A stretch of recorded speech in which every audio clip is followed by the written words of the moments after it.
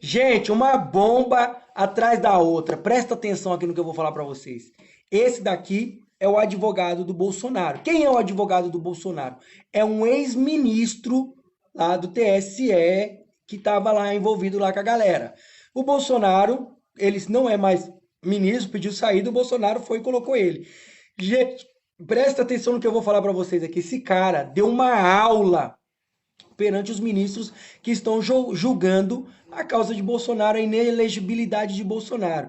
E detalhe, ele trouxe temas e situações de Dilma Rousseff, de Luiz Inácio Lula da Silva, que é o mesmo tipo de julgamento que está sendo feito agora. E ele foi tão contundente, mas tão contundente, que ninguém conseguiu julgar.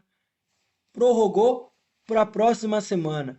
E eu vou dizer para vocês, pode ser que eu esteja errado, mas eu vi uma luz no fundo do túnel que a defesa que esse cara montou e a fala que ele fez, pode ser que Bolsonaro continue elegível. Gente, e eu trouxe aqui um pedaço da fala. Olha como ele foi contundente. Manda para todo mundo esse vídeo. Parabéns para ele. Olha aqui como é que ficou, ó. Defesa de Bolsonaro arrebentando tudo. Gente, olha isso aqui. Olha o que esse cara colocou. O que ele montou, eu tirei o chapéu para ele. Juntos somos mais fortes. Não está em julgamento, como quer se fazer crer, o bolsonarismo. Não se está a arbitrar uma disputa sangrenta, imaginária, entre a civilização e a barbárie. Não está em julgamento, mesmo porque o Tribunal Superior Eleitoral é um tribunal, não é um parlamento, não é um colégio eleitoral. Não está em julgamento, portanto, aqui, nesse processo, a validade, por exemplo, de um processo de direita para a vida política da nação.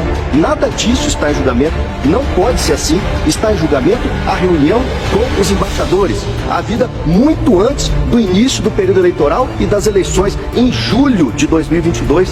O presidente Bolsonaro já foi multado. Representações, não AGES, representações do PT, do PCdoB, do Ministério Público Eleitoral e do próprio PDT, sobre os eventos, sobre a reunião com os embaixadores. Em julgamento conjunto, o tribunal inclusive aplicou a multa de R$20 mil. Uma reunião com embaixadores é uma reunião com embaixadores. Isso não traduz uma base fática suscetível de apuração em ação de investigação judicial eleitoral. Era uma investigação para apurar a rigidez jurídica de uma franciscana reunião com embaixadores. Não tem absolutamente nada de uso de aeronave. Tem café, pão de queijo, sanduíche, suco, tem nota fiscal de R$9 mil. Em prédio público, sim, mas para tratar dentro de um diálogo institucional forte, dentro de um diálogo institucional público, sobre um tema que numa democracia substancial não poderia ser tabu. Um atraso de abuso do poder. O ato foi eminentemente de Estado, foi institucional e oficial, fazendo uso do artigo 84(7) da Constituição Federal. Foi realizado na presença, não na presença de eleitores, não na presença de candidatos, não na presença de atores eleitorais no plano geral das eleições de 22. Foi publicizado, foram encaminhados convites ao TSE, ao Supremo, ao TST, ao TCU. O ministro Fachin, à época, chegou a responder dizendo que não iria. Foi despido de gravidade, notadamente para os fins alusivos a esse tipo de ação que a AGE. A reunião foi realizada, não o 8 de janeiro. Isso não é desdobramento de uma reunião com embaixadores, com todo respeito. Já tinha se iniciado a instrução probatória, ministra Carmelo, já tinha sido ouvido o depoimento do chanceler Carlos França em dezembro, antes do surgimento dos fatos. E o processo não caminhou para trás para refazer esse depoimento. Aqui sim há um cerceamento do direito de defesa. No caso Dilma Temer, com todo respeito, a situação não é semelhante, a situação é idêntica. É idêntica. Havia referência na petição inicial de caixa 2 e o tribunal disse não podem ser levados para dentro do processo os achados posteriores relativos às investigações da Lava Jato.